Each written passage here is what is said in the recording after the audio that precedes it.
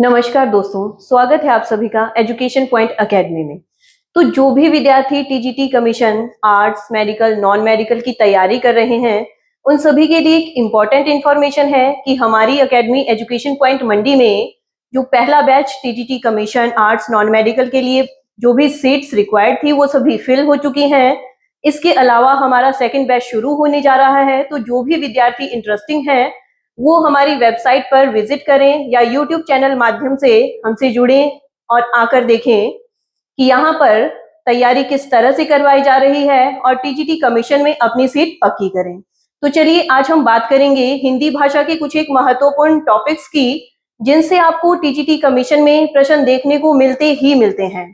तो जैसे ये पहला टॉपिक है संज्ञा। तो देखिए संज्ञा होती क्या है।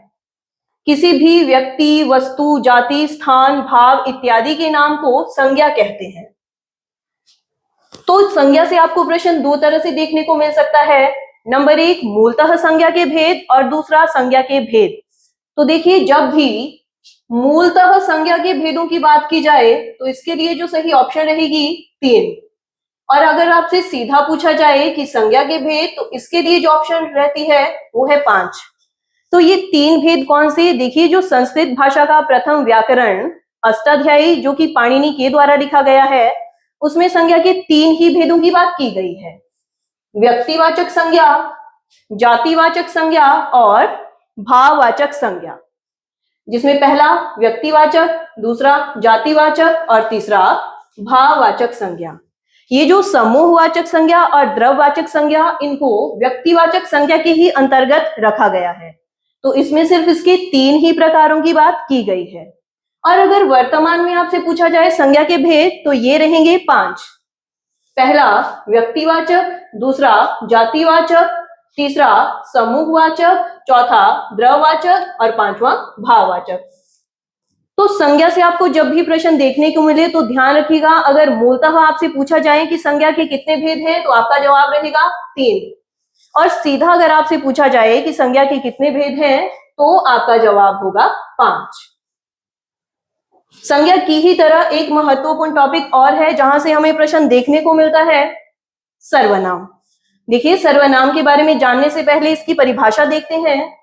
संज्ञाओं अथवा नामों के बदले यानी संज्ञा के स्थान पर प्रयुक्त किए जाने वाले शब्द कहलाते हैं सर्वनाम।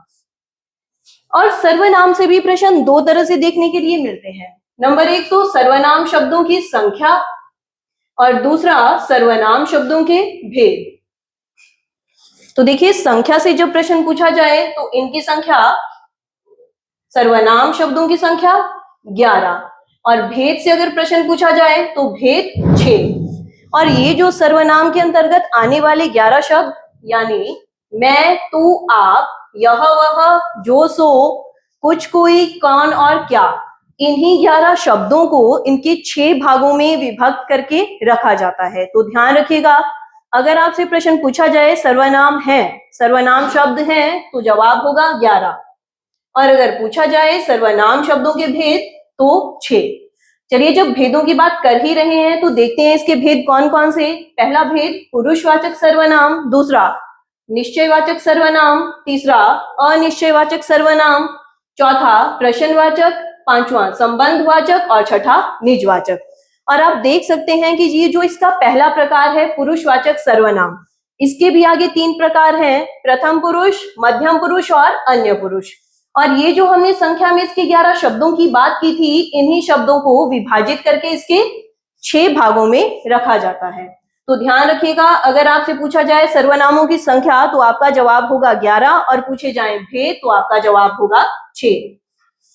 इसी तरह एक और महत्वपूर्ण टॉपिक है जहां से परीक्षा में प्रश्न देखने के लिए मिलते हैं, विशेषण और उसके भेद। तो देखिए विशेषण शब्द क्या होते हैं, वे शब्द जो संज्ञा और सर्वनाम शब्दों की विशेषता प्रकट करें क्या कहलाते हैं, विशेषण।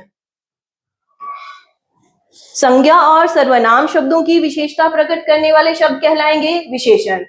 और संज्ञा और सर्वनाम की ही तरह इनके भी भेद हैं। तो विशेषण के भेद 4, पहला गुणवाचक, दूसरा संख्यावाचक, तीसरा परिमाणवाचक और चौथा सार्वनामिक। तो ये थे कुछ एक टॉपिक्स जहां से आपको प्रश्न देखने के लिए मिलते हैं, और ऐसी ही वीडियोस के लिए बने रहें हमारे यूट्यूब चैनल एजुकेशन पॉइंट मंडी के साथ। धन्यवाद।